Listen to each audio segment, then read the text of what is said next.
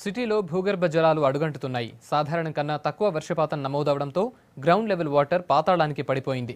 గతేడాదితో పోల్చితే ఈసారి ఎక్కువ వర్షపాతం రికార్డ్ అయినా గ్రౌండ్ వాటర్ లెవెల్స్ మాత్రం పెరగటం లేదు.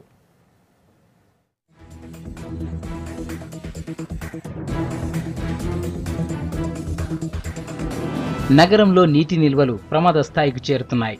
వర్షాలు లేకపోవడంతో భూగర్భ జలాలు తగ్గిపోయాయి. గతేడాదితో పోలిస్తే గ్రౌండ్ లెవెల్ వాటర్ రోజు రోజుకు పడిపోతోంది. నీటి వాడకం పెరగడం, వాడకానికి తగ్గట్టు నీటి నిల్వలు లేకపోవడంతో సిటీలో సగం జనం ట్యాంకర్స్ పై ఆధారపడుతున్నారు.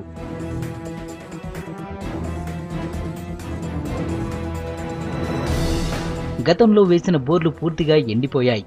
చేసేదేమీ లేక జనం పక్కనే మరో బోరు వేస్తున్నారు. ఇష్టం వచ్చినట్టు బోర్లు వేస్తుండడంతో భూగర్భ జలాలు మరింత అడుగంటాయి.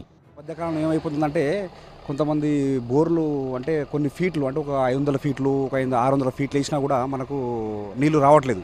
ఎందుకంటే చాలా చాలా ఎక్కువతో కూడా అవుతుంది అనమాట. ఏంటంటే బోరేసుడు దానివల్ల నీళ్ళు అన్నది అసలు లేకుండా పోయింది. ఇప్పుడు ఊళ్ళ సైడ్ కానీ లేకపోతే ఇక్కడ సిటీలో కానీ ఎక్కడైనా కానీ ఎక్కువ ఏమైపోతుందంటే బోర్లు ఎక్కువ వేస్తున్నారు అనమాట. దానివల్ల నీళ్లు లేకుండా పోతాయి.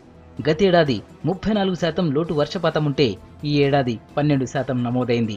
వర్షాకాలం పోయి నెల కూడా కాకముందే గతేడాది ఉన్న నీటి మట్టాలకు ఈ ఏడాదికి పొంతన లేకుండా పోయింది.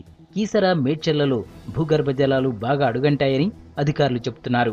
కుత్బుల్లాపూర్, సరూర్ నగర్, నాంపల్లి ప్రాంతాల్లో గతేడాదితో పోలిస్తే నీటి మట్టం కొద్దిగా మెరుగైంది. హయత్ నగర్, పరిగి, శేరిలింగంపల్లిల్లో నీటి మట్టం బాగా తగ్గింది.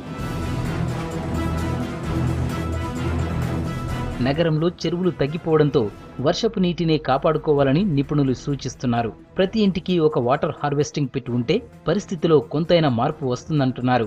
సిటీలో గత 10 ఏళ్లుగా భూగర్భ జలాలు తగ్గుతున్నాయే కానీ పెరగడం లేదంటున్నారు నిపుణులు.